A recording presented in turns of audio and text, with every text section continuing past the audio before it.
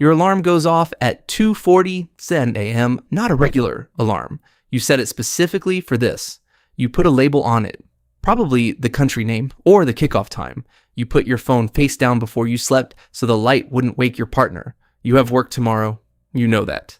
You set the alarm anyway. You get up. You make coffee you didn't need to make. You sit alone in the dark and watch 11 men kick a ball around on the other side of the world. And if someone asked you why, if they actually pressed you, if they said, just watch it tomorrow, you'd say something like, it's not the same. You're right. But the reason is stranger than you think. The easy answer is spoilers.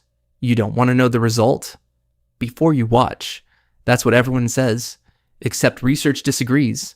A study out of UC San Diego found that people who knew the ending of a story in advance enjoyed it more, not less. The brain processes the narrative faster when it knows where it's going. The suspense doesn't disappear. It just shifts. You stop worrying about what happens and start watching how it happens. Sometimes that's better. So you're not waking up at 3 a.m. because a scoreline would ruin everything. The replay still has the goals. It still has the misses, the red cards, the goalkeeper who saved 3 in a row. Everything that made the game matter is still there. The spoiler isn't the problem. The problem is something else. Think about the last time something big happened in a match. A penalty in the 90th minute, a sending off, a goal that shouldn't have counted. And the first thing you did was check your phone, not to read the report, not to watch the replay, just to see if other people were losing their minds at the same moment you were. That's the tell. Because what you were looking for wasn't information. You already had the information. You were looking for proof that the moment was real, that other people were inside it too, that you weren't overreacting in your living room at 3 a.m. while the rest of the world slept. The sociologist Emil Durkheim had a name for what happens when large groups of people experience the same thing at the same moment: collective effervescence. He was writing about religious rituals in the early 1900s, but the mechanism is the same. The feeling of being inside something bigger than yourself that only exists while it's happening. You can't archive it. You can't replay it.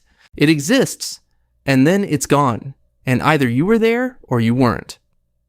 When Suarez saved that ball with his hands against Ghana, when that goalkeeper walked off the pitch alone, when the match nobody expected to be close went to penalties, the people who watched the live remember where they were. The people who watched the highlights remember the video. Those are two different things stored in two different ways. Your brain treats uncertainty differently than it treats information. When you don't know the result, your reward system stays active for the entire match, not just at the goals, but through every miscontrol, every slow build from the back, every substitution you can't make sense of. Neuroscientists call this anticipatory dopamine. The brain isn't only reacting to what happens. It's running a continuous calculation on what might happen next. Football is almost designed to abuse this. Low scoring, high variance, long stretches of nothing that can flip in 30 seconds. The reward keeps getting delayed just long enough to stay interesting without ever fully resolving.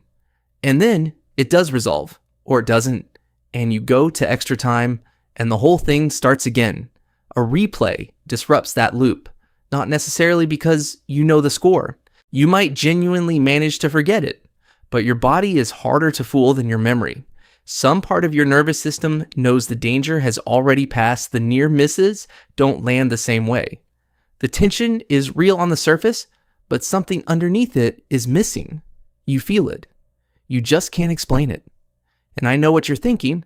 This is just obsession. Plenty of people watch replays and enjoy them fine. That's true. But those people aren't setting alarms for 2:47 a.m. There's a difference between watching a game and needing to watch it live. The people who do the second thing have rules about it, even if they've never said the rules out loud.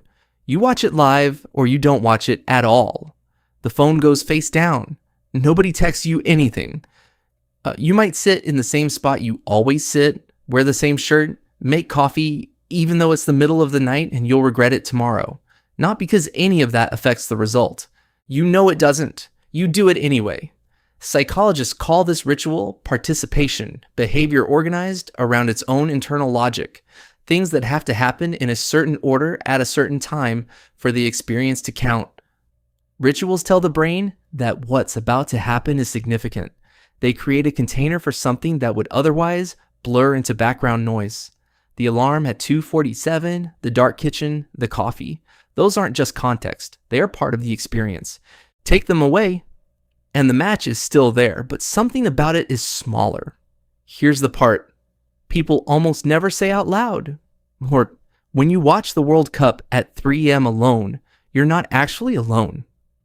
Millions of people are watching the same thing at the same moment.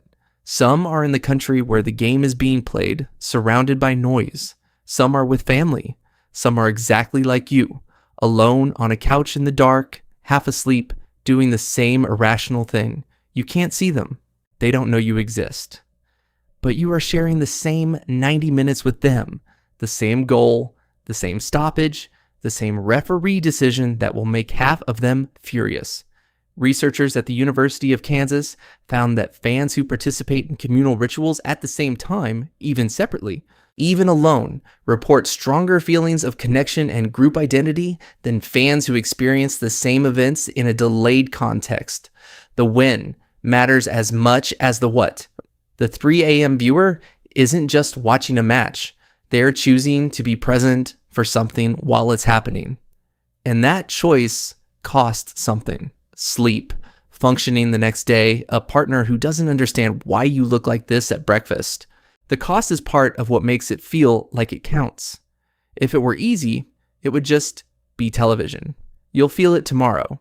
Your attention will be off. Your performance at work will be worse than usual, and you'll know exactly why, and you won't regret it. At first, you knew that when you set the alarm. Nobody wakes up at 3 a.m. for something they think is just entertainment. They wake up for something that, for reasons they can't fully explain, they can't afford to miss. A match between two countries that might not even be theirs, played by people they'll never meet, at an hour that costs them actual functioning the next day. And it still wins. If you've done this, picked a match, set the alarm, sat alone in the dark, drop the game below. I want to know which one was worth it.